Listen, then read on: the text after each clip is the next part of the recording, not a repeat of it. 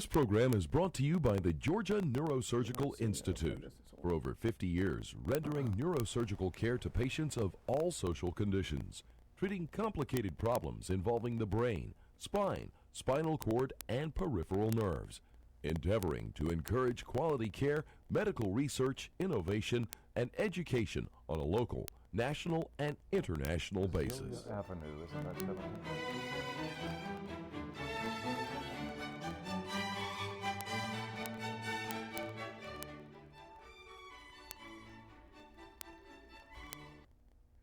Good evening. My name is Joe Sam Robinson. It's my pleasure to have us again tonight with us, Dr. Buck Melton. Welcome, Buck. It's my pleasure to be here.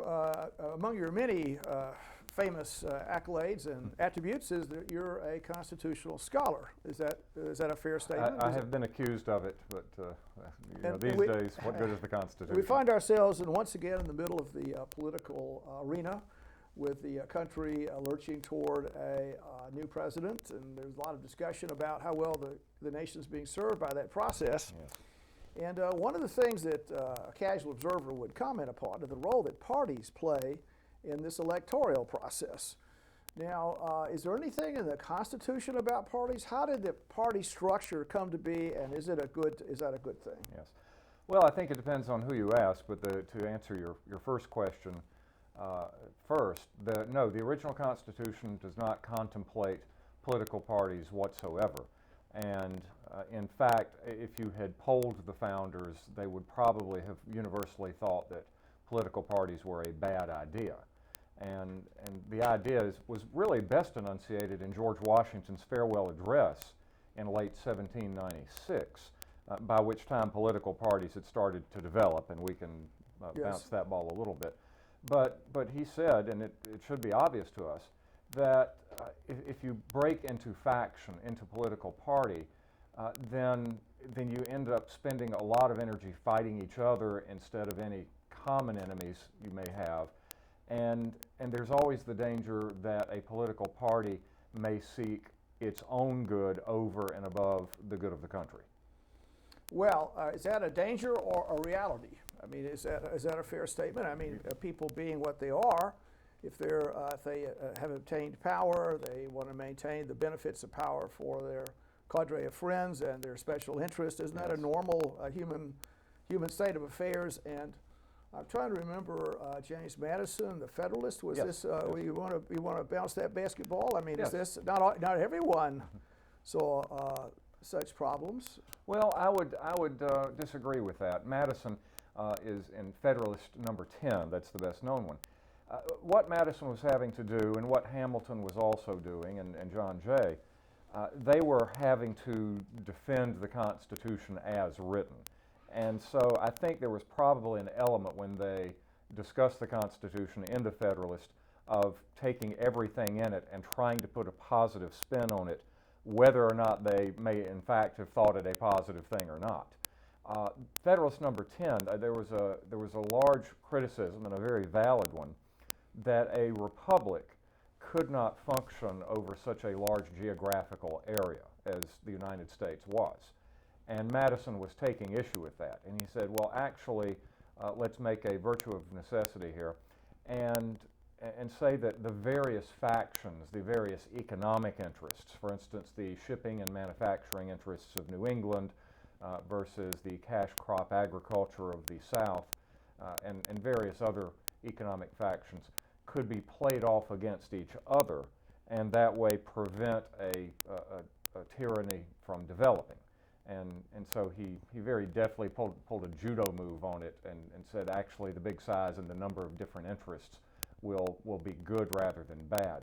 But I still don't think, even if he agreed in his heart of hearts with that, I don't think that he would have equated these different economic interests and different factions with institutional political parties.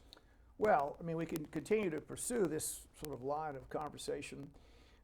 We've had discussions in the past about human nature and the idea that we have this sort of, we're half angels, half demons, the way the brain is structured, and we have altruistic behavior, and we also have very selfish behavior. Yes, or to quote the Federalist again, if men were angels, no government would be necessary. Aha, okay, well, that's a good quote. But looking at the situation, I mean, if we didn't really comprehend our baser, I guess, desires, our level of conduct, if we didn't really understand that, maybe we'd make a tremendous error. If we imagined that everyone that was a politician would be not self-interested, that would not try and look after their own parochial arrangements, we'd be naive. And in a way, the checks is sort of a form of checks and balances, and I mean, I read the Federalist 10 a little differently, but the idea that would be a mistake in a way if everyone aspired falsely to the general interest of the country, and that we needed the idea that we have this adversarial relationships that parties provoke. Yes. So there's no one could try and trick the population by saying, well, I'm for you. Like one famous politician said, I feel your pain. I won't say who that was, but I'm really your buddy here. You just look no further than toward me for largesse and benefits of the government. And that's really not a normal state of affairs. And Yes. maybe the normal state of affairs among humans is to have these conflicts. Yes. Well, I think that one interesting thing you bring up, and yes, I mean, obviously the founders were realists, and I think that's one thing that made the Constitution so good and so enduring. They did not delude themselves about the concept of the human nature. But I think what happened is, I think Madison, Hamilton would probably have seen a multiplicity of interests. So, for instance, it's not just the manufacturing versus the agricultural interest, but what type of manufacturing, what type of shipping, and indigo versus naval stores versus rice versus tobacco versus cotton. But what you see interestingly developed is not a multipolar political system, but a bipolar political system, that you have two main parties. And interestingly enough, if you look at the British Empire and you look at the British Commonwealth and you look at the spin-offs from the Empire and the Commonwealth, practically all of them develop a two-party system, not a multi-party system like you might find in France, but a two-party system. And so you take this multiplicity of interests and try to distill them down into two parties. Obviously, you're going to get some simplification there. You're going to get a homogenization that may not be best for the country. Well, just thinking about that, I mean, Yes. I guess one of the things in this political season, many people are somewhat dissatisfied, to put it mildly, about what the parties are producing here, Yes, and many yes. people are saying, well, let's have a multitude of parties. Let's Yes. have a party, I'll jump around, we'll have 8 or 10 parties, which is the normal state of affairs in Western Europe, you could Yes. say. But going back to the idea, which I think you touched upon, the bipolar kind of arrangement that takes place in the English-speaking world, I wonder if this is not a totality of that. Maybe Australia has different parties, and maybe Canada also. But the idea that you have the ins and the outs. I mean, Yes. going back to the War of the Roses. loyal opposition. Yes. So people, if there's a juggernaut in power, everyone not in power, Yes. they form allies to alliances to toss the rascals out, and they Yes. want their turn in the sun. Yes. So it appears that pretty much through our history we've had this two-party system. Yes. I mean, rightly or wrongly, it seems to exist. Has it done good service to the country? Would we have been better off with a multitude of parties? What are your thoughts on Well, I think we're probably speaking from what I like to call a temporal parochialism. I don't think that the two-party system has been particularly beneficial since the great catastrophe of the 1960s, when in 1968 we came apart. I think the 1-2 punch of Vietnam and Watergate, which I was actually just lecturing on to my poor students today. So have some more victims. Yes, Vietnam revealed that the Democratic Party consists of incompetent liars, and then immediately afterwards Watergate revealed the Republicans to be lying crooks. And by the time Nixon handed over the tapes in 1974, and the American public was disabused of the notion they could trust their government, moderates fled both parties, and the two parties fell under the domination of the extremes. And as a result of that, you see the parties growing farther and farther apart, less willing to compromise, less willing to meet in the middle. And since then, we have seen both the most conservative president ever elected take office, Ronald Reagan, and the two most liberal, Bill Clinton and Barack Obama. And you see the obstructionist politics result and take place during these periods as well. Well, maybe that's okay. I mean, if you, at least there's an argument Yes. that, well, we just have a dysfunctional government. They can't really do too much. They can't do anything too extreme one way or the other. So the people will just go live their lives unobstructed by political knavery, and that'll work out just fine. Yes. Just that they won't bother anybody. They'll be there, and maybe they'll be debating about the role of making the woodchuck the national animal or whatever they do here, right? And so inconsequential legislation. Yes. Well, gridlock, if that's the best we can hope for, that's not a very good thing to hope for. I think there are two possible answers to that, and one's a more positive answer, and the other is a much more cynical answer. The positive answer, I would say, would be what one author has called the price of union. That when you just have two parties, then that leads to compromise of necessity, both compromise within a party. You take all of the extreme elements, the strident views, and they have to find some common ground to make sure that their party achieves success, either success in gaining office or success in throwing the rascals out.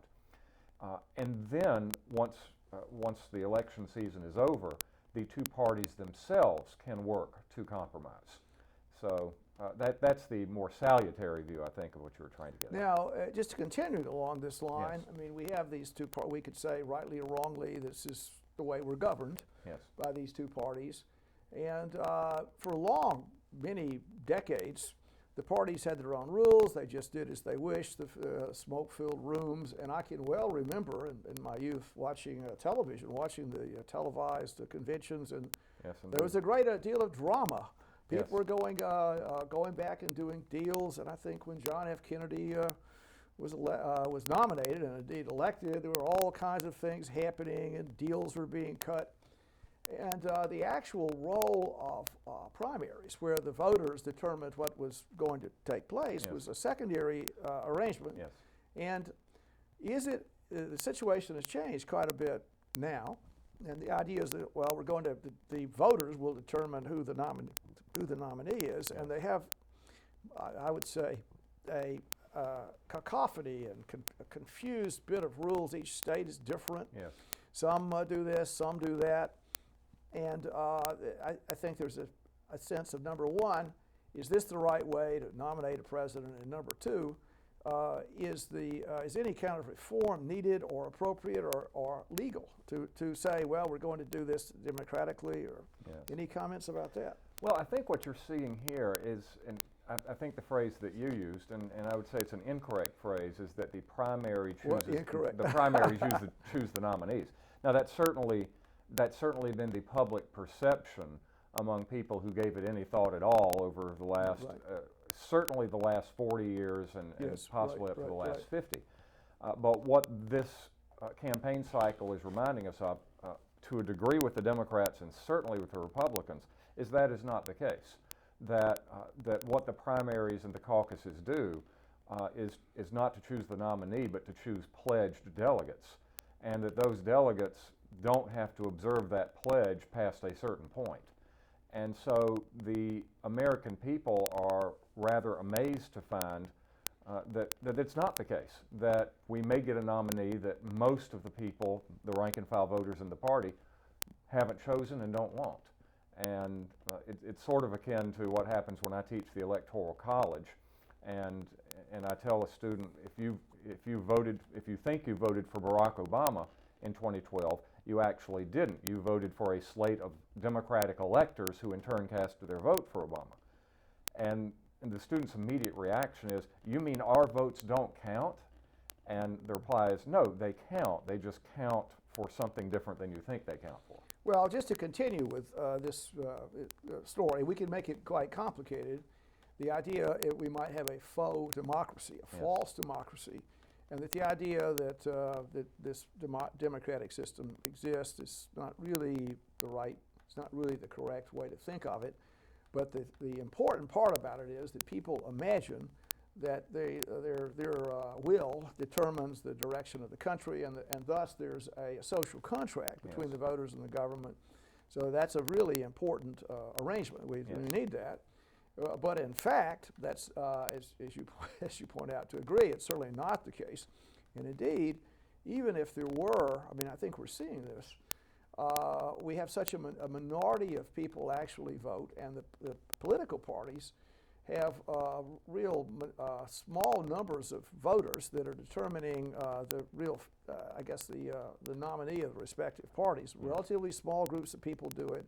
It's a really kind of, it's not a populist vote kind of thing. It's divided by states and by congressional districts. So it's really quite a confused process. Yes. And you know, I think there's a substantial amount of, I guess, the word would be concern over what's happening. I mean, we have 320 million people in the country. Is this the best we can do? Yes. And it appears that an external observer would say, well, Mr. Trump seems to capture the imagination of many people by pretty extreme statements, and he's getting lots of free publicity, and everyone that's dissatisfied on the right, I mean, would cluster around his flag, and still getting a minority of voters and having viewpoints that are going to be difficult to enforce or to actually be elected with those viewpoints. I guess anything is possible. And on the left, we have a situation where in the Democratic Party, the superdelegates seem to be playing this huge role in what's going on. So an external observer would say, well, look, why do you imagine that you have a democratic process? Are you just, and do you want a democratic process? Maybe it's too democratic. Yes.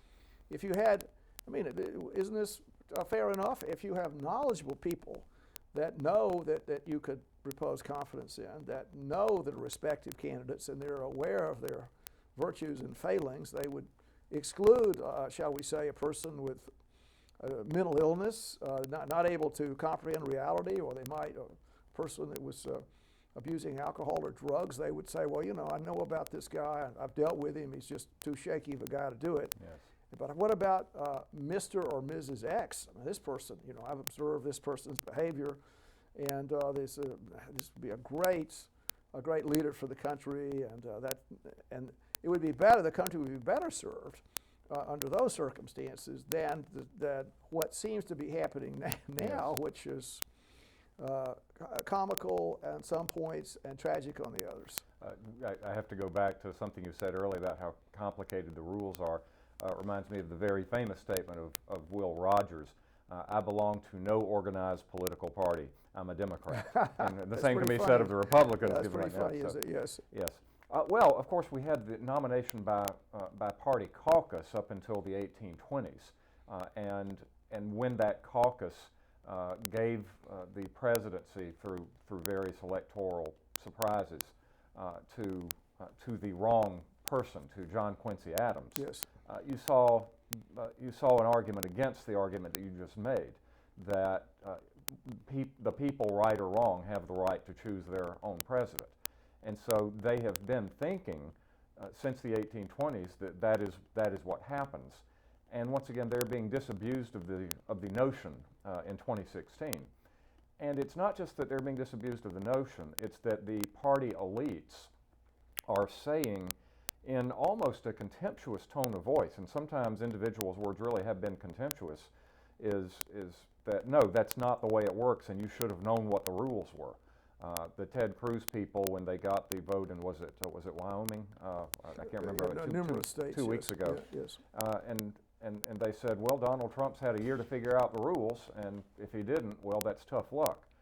And so what you're seeing, interestingly enough, it's not so much the division between Democrats and Republicans, it's the division between the power brokers or the establishment and the great mass of what would have been called party faithful up to now, who really thought that they were the boss of the establishment. Well, you know, maybe what we're seeing here is a tremendous amount of anger You mentioned 1968, but there's Yes. a lot of anger, it would seem, about the way the system functions. Yes. And it seems, we've heard it said, well, special interests control the agenda, both on the right and the left. Yes. And people the amount of change taking place, I would say, is very disturbing to people. And also the idea of economic pain. Yes. That some people, the expectations of what it is to be an American citizen, well, you're going to, you're an American, you're going to get whatever it is, a couple of chickens in your pot, a car in the garage, to quote whatever is that, Hoover. Yes. But the takeaway message is all these good things are going to take place. You're going to get better and better. Every generation will do better and better. And actually, the system is not working that way, is it? Yes. And the elites that are being created it's a complicated story. But to get into one of those elite gangs, it's a complicated process that not a normal person could not aspire to. And the people are getting disturbed Yes. by the system, and they don't seem to have the personal power to do anything about it. I mean, that's on the right and the left. Yes. And I think that's the problem. It is the gap growing between that 1% and the rest of the country, and it's getting harder and harder to get into the power elite. And in the past, you do have the mythos is true. You have Andrew Jackson, the rough frontiersman, rising to president. You have Harry Truman, who is obscure really by any standard, by economics, by finance, by birth, who rises to become the most powerful man in the world at his time. And you just don't see that kind of upward mobility anymore. You could mention Ronald Reagan, That's coming what you from could. very modest circumstances. Yes. But the American people for the last 20 years feel like that the establishment has not been ruling, to use a Lincoln-esque term, for the people. They seem to have been using the people to rule in their own interests. Bush-style republicanism. It's not concerned with the blue-collar worker. It's simply concerned with making the elites even more wealthy. And the elites, as they become more wealthy through exporting American jobs, become even less responsive to the will of the people. And I think people are getting tired of that. Is this sort of a world issue, if you want to think of it this way? We have this 8 billion people on the planet. There are billions of people just everywhere. In the developed world's a relatively small percentage, shall we say, 10 or 15% of the world's population. And those countries and the people that reside in those countries imagine they're getting a certain set of benefits. And the power elite, if you want to say that, is looking at the whole world. And maybe I've made this point before. We have comparative advantage. So the idea is, what does the U.S. have? Well, there's no way we can compete with anywhere, China, Brazil, about, say, textile manufacturing. Yes. So Macon used to be this tremendous textile center here. And indeed, all the South, there were huge textile factories, Dublin, Georgia, many places depended on this. And because of the notion of comparative advantage, well, all those jobs have gone somewhere else. Special treaties have occurred, and the idea of what the U.S. is supposed to be able to produce would be high-value intellectual products. Yes. So we're going to produce tremendous computers, or maybe also films from Hollywood. And the people that produce that, it doesn't require thousands of people to work in a factory. It requires just a few people to come up with intellectual capital that products can be produced here that will be sellable around the world. Thus, the country might even be wealthier, but the social contract between the country and its citizens has been injured, because I think it's fair to say, that'd be my opinion, to be happy and have a useful, fulfilling life, some kind of appropriate work needs to be there. Yes. You need to wake up, and that's my opinion, maybe others don't share it, but some kind of thing that you personally think is useful for you to do, look after your family, try and produce anything, a fine product, take pride in your work, do something that you can say, well, I've really made a difference. Yes. But the elites are really neglecting that. I don't think it's even thought about. No. I don't, and I think I would have to modify. I take issue with two of your statements. Number one, the idea that we build the high-tech material. The whole point is that we don't. Now, we engineer the high-tech computer here. We think it out in Cupertino, California, or Yes, right. wherever. But then we export the manufacture of that high-tech piece of equipment to China or to the third world, and therefore the money goes out. And secondly, you were sort of, you didn't use the word the trickle-down theory or the supply side, but you were sort of assuming that that is what would result from this. And I'm not sure it does happen that way. I think that the establishment, that the 1%, is once again not really using its money to help develop the United States in the way it could be developed. It's simply hunkering down, if you will. Well, so, what we're getting, I mean, yeah. I'll hit the tennis ball back. If the national wealth is working out in these systems, and the people that are really making a tremendous amount of money or doing well in the system, often are financial engineers, or they're people that are enmeshed in high-tech industries, and they generate a lot of money. Really, what's taking place is there's a substantial amount of income redistribution. So the system is saying, we're not going to give you a job, you're not going to really have a job, but we are going to get you some kind of welfare check, or we get some kind of, or you'll get free health care. So Bernie Sanders is right. Well, many people say things that are correct occasionally. I mean, I wouldn't doubt that there's some things that anyone says might be correct. I'm not sure the correct system that we need, but to me, we're neglecting human nature a little bit about the system we imagine that can be put there, and I remain disturbed about the lack of happiness, I guess you'd say, in the world. That some way, maybe there's. That's right. Maybe it's possible to do something, and so what's occurring at the ballot box are people saying, "I don't like this system. What can you do to improve the system?"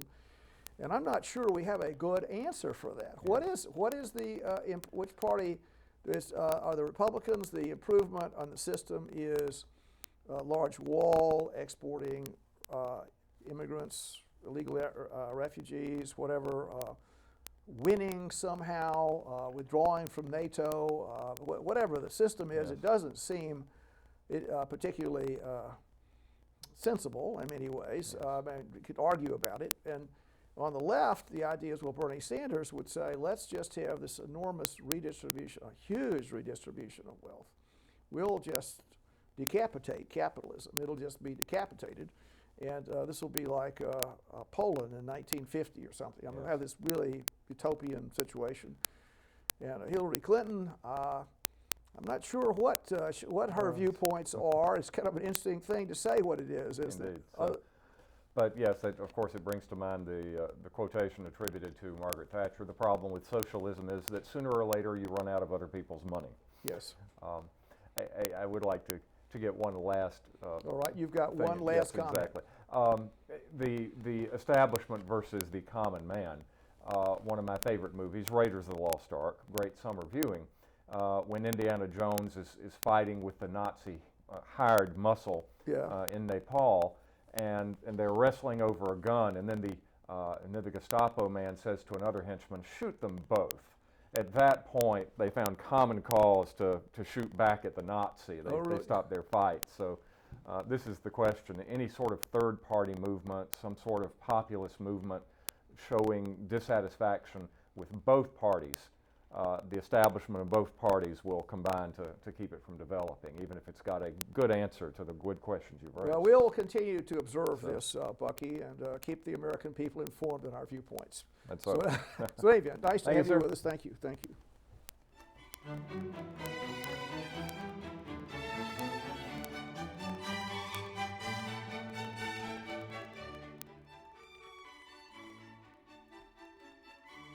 This program is brought to you by the Georgia Neurosurgical Institute. For over 50 years, rendering neurosurgical care to patients of all social conditions, treating complicated problems involving the brain, spine, spinal cord, and peripheral nerves, endeavoring to encourage quality care, medical research, innovation, and education on a local, national and international basis.